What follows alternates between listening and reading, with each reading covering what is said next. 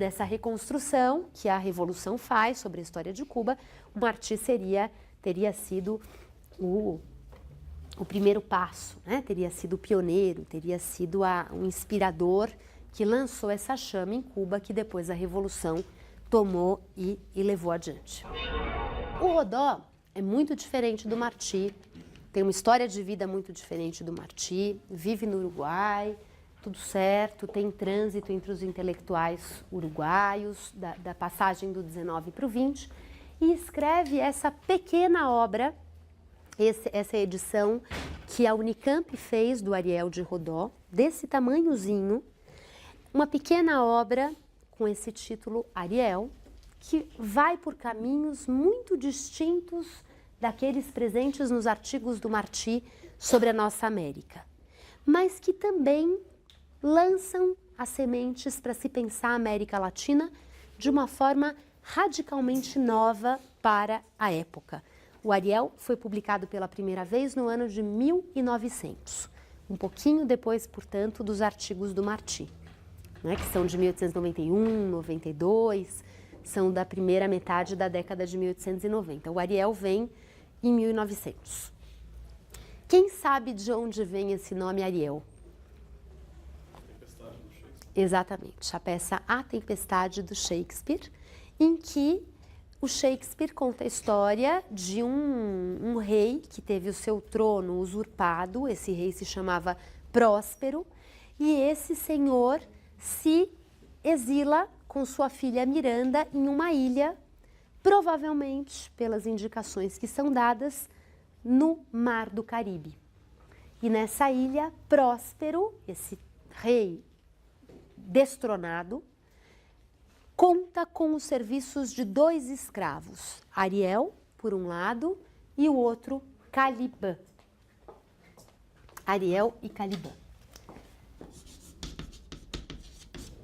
Caliban, que, escrito dessa forma no espanhol, né, é considerado uma série de interpretações sobre a origem da palavra Caliban, mas que seria um anagrama da palavra canibal. Então, uma relação aqui com a ideia do canibal e das imagens que Shakespeare teria no século XVI sobre a descoberta do Novo Mundo, a descoberta da América.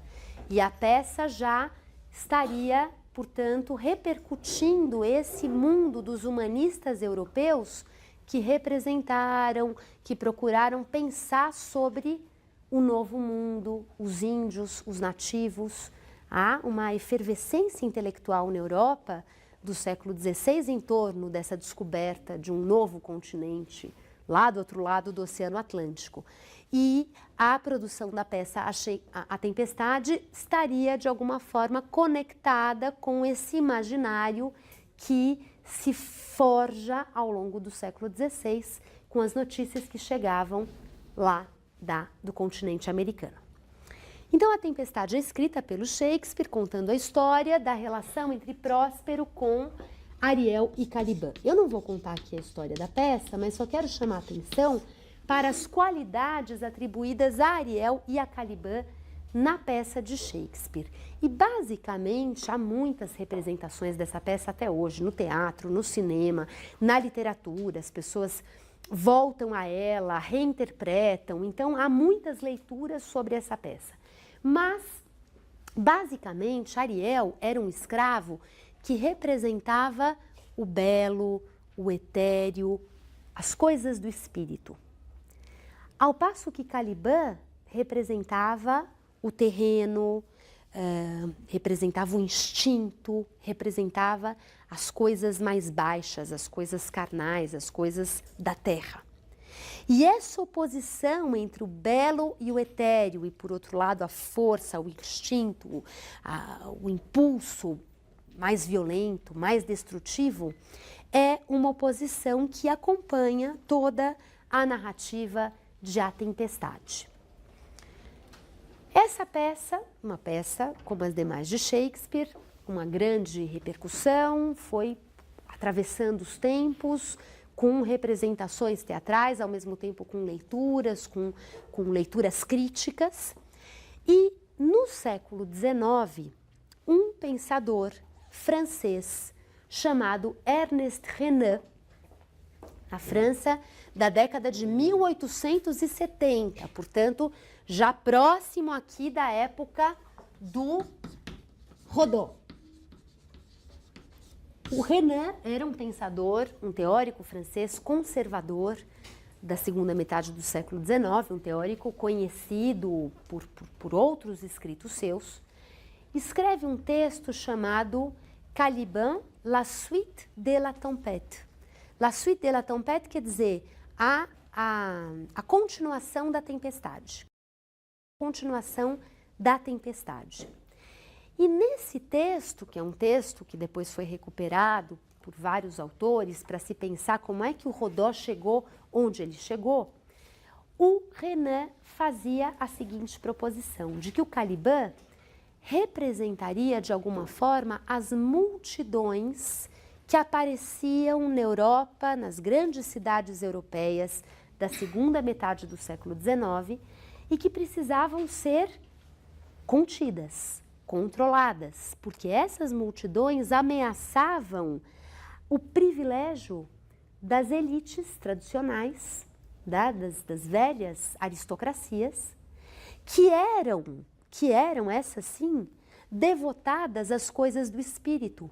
Os aristocratas nunca precisaram pensar em dinheiro, pensar em investimento, eles puderam sempre cultivar o espírito, ao passo que essa multidão vinha com a ganância, a voracidade pelas coisas materiais, e quando a democracia se anunciava como o novo regime político, o regime político dos novos tempos, essa multidão gananciosa, baixa e pouco ilustrada poderia tomar o lugar das velhas, sábias e cultivadas elites. A democracia nivelaria o poder político, as prerrogativas políticas, nivelaria no pior sentido da palavra. A média é que daria o tom. As decisões seriam tomadas pela média sempre, pela maioria. E essa média era medíocre e, portanto, muito inferior à qualidade, à sofisticação, à inspiração que caracterizava essas elites tradicionais. Então, o Renan teria feito uma releitura da Tempestade de Shakespeare, se apropriando da figura de Caliban para associá-la a esses instintos baixos, grosseiros de uma multidão que ascendia politicamente na Europa do século XIX e que colocava em xeque as velhas formas de governo, de pensamento, de cultura, porque essas velhas autoridades estavam agora ameaçadas pela força da democracia e das multidões que povoavam esses regimes democráticos. Então, a discussão proposta pelo Renan vai nessa chave. Daqui a pouquinho eu vou voltar a isso para falar do Rodin. Mas quando o Rodin escreve o seu Ariel no ano de 1900, o que ele escreve? Ele vai falar claramente disso, das multidões? Não para uma primeira leitura, uma leitura à primeira vista. E é por isso que ele foi interpretado de uma certa forma por muito tempo, e depois eu vou falar do Antônio Mitre, que propõe uma nova interpretação sobre o Ariel de Rodin, que aproxima o Ariel de Rodin às perspectivas do Renan. Quando a gente lê o Ariel de Rodin, a leitura é muito surpreendente, porque nesse texto, que é um texto ensaístico, ele vai falando as coisas assim, ele vai falando de uma forma sempre também literária, com belas imagens. Ele conta a história, na verdade, de um mestre que fala aos seus discípulos. E esse mestre que fala aos seus discípulos, fala aos seus jovens discípulos, como se ele estivesse assim em uma praça em Atenas, dissertando filosoficamente para os seus jovens e promissores alunos. Esse mestre fala sobre a América Latina. E a América Latina é associada a Ariel. Ariel é a metáfora do Rodó para a América Latina. Ao passo que Caliban é a metáfora de Rodó, nas palavras desse mestre, que vai dissertando as suas ideias, as suas imagens sobre as montanhas, é tudo muito elaborado em termos do discurso, mas ele vai tecendo uma imagem de Caliban como metáfora da América anglo-saxã, ou seja, os Estados Unidos. Caliban é uma metáfora dos Estados Unidos. América anglo-saxã. De que forma Caliban simboliza os Estados Unidos?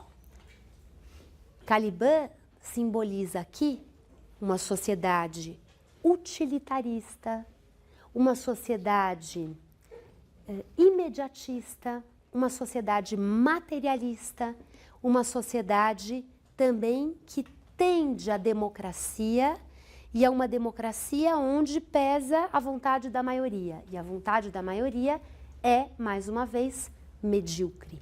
É uma vontade que não é lapidada, que não é esculpida.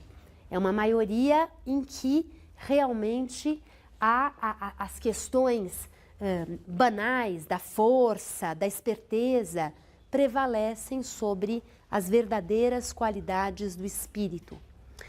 E o Rodó chega a falar, inclusive, na condição dos homens que estão na fronteira nos Estados Unidos, os homens que vivem nesse processo de expansão rumo ao oeste. E o que é essa sociedade que se constrói na fronteira, na linha de fronteira, que está sempre se expandindo nesses Estados Unidos do século XIX, né? Ela vai avançando na medida em que a ocupação avança. Esses homens da fronteira, mais do que ninguém, encarnavam essa coisa instintiva, violenta, gananciosa, que seria expressão dessa América representada por Caliban. Então, ele está falando da América e com ênfase nesse mito da fronteira, que vocês sabem que o Turner, lá nos Estados Unidos, exaltou a importância da fronteira aberta para que a sociedade norte-americana se mantivesse vigorosa, disposta, com iniciativa. E o Rodó vai dizer, não, a sociedade da fronteira é a pior expressão dessa faceta da América anglo-saxã como Caliban, como utilitarista, materialista. Ao passo que Ariel representaria esse espírito etéreo, belo, filosófico, desinteressado, prevalecente na América Latina. Desinteressado porque a filosofia, a arte, as coisas do espírito não precisam ter resultado. Elas são um bem em si. E a sociedade latino-americana estaria aberta a essa postura, a essa atmosfera em que o belo, o filosófico é que pautariam as condutas, as orientações mais importantes. Ou seja, a América Latina era uma América que vivia em uma chave arielística, uma chave ainda, portanto, em que as coisas do espírito, da cultura, da arte, da filosofia prevaleciam sobre o desejo de transformar, ganhar e obter sempre resultados concretos. Nessa oposição, por que o Rodó se prende ao conceito de América Latina? Isso não é gratuito. Para ele, a América Latina era dessa forma, carregava essa chama arielística, porque ela era herdeira de toda uma civilização latina greco-romana. O latino do Rodó é um latino que vai ao encontro daqueles textos que, em meados do século XIX, circularam na Revue de Monde. O Michel Chevalier, por exemplo, também criticando a América anglo-saxã e dizendo a América espanhola e portuguesa são, na verdade, América Latina, porque nós todos partimos de uma mesma chave de civilização que vem lá do mundo clássico. Então, essa ideia não era uma ideia nova. O próprio conceito de América Latina já havia se projetado com essa perspectiva de que o latino unia todo um braço de civilização que remontava aos gregos e aos romanos, e passava pela França, e passava pelo mundo medieval, e passava pelo mundo moderno. Então, para o Rodó, a arielística era toda essa tradição civilizatória que vinha do mundo clássico greco-romano. E não é à toa que esse mestre fala aos seus alunos como se ele fosse um filósofo grego. Toda a atmosfera do livro recupera essa percepção de um mundo clássico, de um mundo que contempla a beleza que há nas coisas e não parte sempre para a apropriação, a transformação, o resultado. Então, essa postura contemplativa era fundamental entre os filósofos gregos e permanecia viva na América Latina da virada do século XIX para o XX. Bom, o texto Ariel foi um texto que rapidamente circulou por todas as partes. Ficou conhecido em outros países da América Latina, saiu do Uruguai, foi para todas as partes, foi comentado, foi resenhado, foi citado, foi elogiado, foi copiado de algumas formas, enfim. O Ariel de Rodó tem uma repercussão muito rápida e muito intensa. E, de uma maneira geral, ele sempre foi visto como uma afirmação de defesa identitária da América Latina em face dos Estados Unidos, em face daquilo que o Martí também apregoava, ou seja, a ameaça de expansão dos Estados Unidos, as pretensões imperialistas dos Estados Unidos. Por que o Rodó teria escrito isso? Também para marcar a posição de defesa dos Estados Unidos a posição de defesa da América Latina contra os Estados Unidos. Essa seria a interpretação mais consensual, mais corriqueira que se fez do Ariel de Rodó. Assim como Martí, ele também ergueu a bandeira de afirmar a América Latina como um bastião de resistência contra as pretensões expansionistas norte-americanas. E essa leitura sobre o Ariel de Rodó está presente em vários autores. Entretanto, e aí para caminhar aqui para a conclusão, há um autor que é um cientista político da Universidade Federal de Minas Gerais, Antônio Mitre, que publicou já há vários anos um artigo que depois foi incorporado a esse livro, O Dilema do Centauro, que foi publicado pela UFMG. Esse artigo dele se chama Fenômenos de Massa na Sociedade Oligárquica. Fenômenos de Massa na Sociedade Oligárquica. O Despontar da Modernidade em Ariel de Rodó. Então vejam só o termo, né? Fenômenos de massa na sociedade oligárquica. Nesse artigo, que foi incorporado depois ao livro, o Antônio Mitre propôs uma nova interpretação acerca das motivações que estiveram na base da escrita do Ariel por Rodó.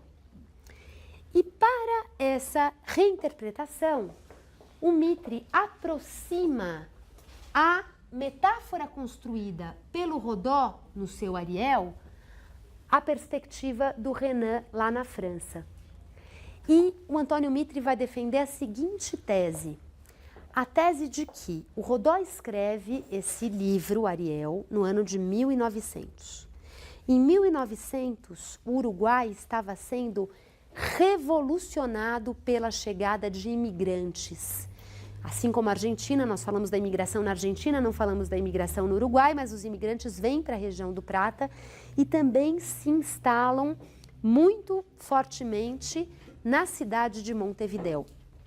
A cidade de Montevidéu Assim como em Buenos Aires, aquela coisa dos pensadores nacionalistas de direita, a geração de 1880, aquilo tudo que nós comentamos, assim como em Buenos Aires houve um estranhamento, um constrangimento em relação àquela horda de imigrantes pobres, anarquistas, analfabetos que iam transformando a paisagem urbana, também isso teria se dado em Montevidéu. Imigrantes que vinham da Itália, que vinham da Espanha, que vinham de outras partes da Europa e que chegavam realmente de Malicuia em grande volume e que tornavam a paisagem de Montevidéu uma paisagem quase que irreconhecível. Ou seja, quando Rodó escreve o seu Ariel, ele estaria informado por um ambiente onde as elites tradicionais, as elites agrárias tradicionais do Uruguai, estariam se sentindo ameaçadas por essa chegada abrupta de uma grande onda de imigrantes. E para o Antônio Mitre, quando o Rodó constrói a metáfora do Calibã, ele, na verdade, não está preocupado com a expansão imperialista dos Estados Unidos, até porque os Estados Unidos estavam muito distantes do Uruguai. O capital imperial que havia no Uruguai nesses anos era o capital britânico. Os Estados Unidos estavam perto de Cuba, perto do México, mas não do Uruguai. A hipótese do Antônio Mitre é a de que Rodó não estava falando contra os Estados Unidos como potência, como império, mas estava falando contra o que o Antônio Mitre vai chamar de nordomania. O que é a nordomania para o Rodó?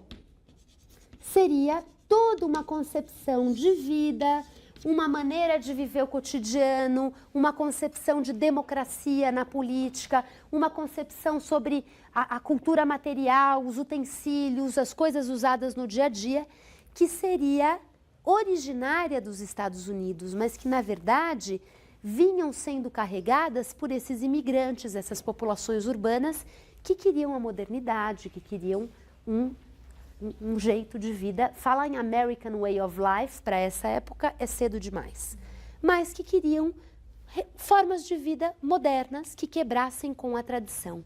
Essa é a ideia fundamental. Populações urbanas que queriam quebrar com a tradição. Quando, na opinião do Antônio Mitre, o Rodó cunha a imagem do Calibã, ele está, na verdade, criticando essa maneira moderna de vida que se opunha à tradição. E Rodó estaria querendo preservar um lugar para a tradição. A tradição seria Ariel, seria essa chave da filosofia, das elites cultivadas, essa chave greco-latina. O Antônio Mitre, no entanto, diz o seguinte: por que o Rodó queria preservar um lugar para a tradição e fica criticando esse jeito moderno em que cabem a democracia, em que cabem as multidões, em que cabem os novos hábitos, as novas ideias? Porque ele queria blindar essas elites agrárias contra qualquer transformação. E aí, eu falando, fico um pouco descolado, porque tem toda uma construção desse argumento no texto. Eu vou falar aqui só da conclusão, mas esse argumento é construído no texto. O Antônio Mitre afirma o seguinte: na verdade, Rodó não queria blindar completamente a tradição contra a modernidade. Ele queria preservar um lugar para a tradição, mas abrindo uma brecha para as transformações modernizadoras. No campo da política, isso significava, na visão do Mitre, que o Rodó defendia a meritocracia, ou a ideia de uma aristocracia consentida. Consentida. A ideia, esse termo aristocracia consentida é um termo que vai aparecer no Brasil dos anos 10, dos anos 20, na Argentina, em vários países do início do século 20. É uma ideia que tem um lugar. realmente no debate, no cenário de ideias políticas do início do século XX. O que quer dizer uma aristocracia consentida? A ideia de aristocracia consentida é de que é importante, sim, que haja uma aristocracia do espírito para se contrapor à mediocridade. A democracia é a mediocridade, na visão de autores como Rodó. A aristocracia consentida reconhece a importância de uma elite dirigente que tenha um espírito elevado, que não seja medíocre. Mas essa elite dirigente não necessariamente é a elite de sangue, é a elite de berço. Existe lugar para absorver os novos talentos. Existe um lugar para absorver os espíritos elevados que não nasceram na elite. Então, o Antônio Mitre vai fazer toda uma construção para demonstrar a hipótese dele, que é a hipótese de que o Rodó ataca o Caliban, que seria essa onda de uma modernização arrasadora, preserva a tradição através da imagem do Ariel, mas faz um jogo ao longo do seu livro Ariel, isso tudo na visão do Mitre, que é um jogo em que os dois polos não estão radicalmente separados, eles não são completamente inconciliáveis, não. Existe um jogo de oposições, mas existe também um espaço para uma articulação que se resolve, no que diz respeito à política, através dessa ideia de uma aristocracia consentida. Ou seja, a democracia pura e simples não deve vicejar no Uruguai, não deve. Mas, ao mesmo tempo, a elite agrária tradicional não deve permanecer dominando exclusivamente. É preciso que haja alguma forma de integração entre esses dois polos. E essa integração vai ser a manutenção de um lugar reservado a uma aristocracia de espírito, mas a uma aristocracia que pode ser renovada conforme o mérito de cada um. O que eu acho importante vocês entenderem aqui, que a construção de um discurso sobre a América Latina grandiosa, de origem greco-romana e, portanto, nobre, e não esse lugar da barbárie, do atraso que todo mundo sempre falou, essa é uma imagem que surge no discurso do Rodó, através da obra Ariel, e surge com grande eloquência, com grande contundência e repercute muito. Ela surge por motivações que são controversas. Ou seja, não necessariamente aqui a gente deve entender o Rodó querendo afirmar a América Latina pela América Latina. Ou seja, a ideia de América Latina como sendo realmente o seu objeto ao escrever esse texto. Talvez faça sentido essa tese do Mitre. Ele fala de uma América Latina, na verdade, para responder a pressões que estavam em voga no Uruguai. Eram embates da sociedade uruguaia, mas ele usa uma imagem muito mais grandiosa e persuasiva para poder se reportar a questões internas do Uruguai. Entretanto, aquilo que talvez ele tenha escrito para se reportar a essas questões internas do Uruguai teve apropriações que extrapolaram em muito esse possível foco. E nessas apropriações, efetivamente, a ideia de uma América Latina arielística, nobre, inspirada, voltada para o belo, essa imagem também teve vida longa nas décadas que se seguiram. E foi sendo visitada por vários outros escritores, intelectuais e artistas que se seduziram, sim, pela ideia de uma América Latina que podia ser pensada afirmativamente. Ainda que, talvez, para o Rodó, mais do que defender a América Latina, a questão aqui fosse trabalhar uma ideia que pudesse responder a essa disputa entre tradição versus modernidade que estaria colocada na cidade de Montevidéu na passagem do século XIX ao XX.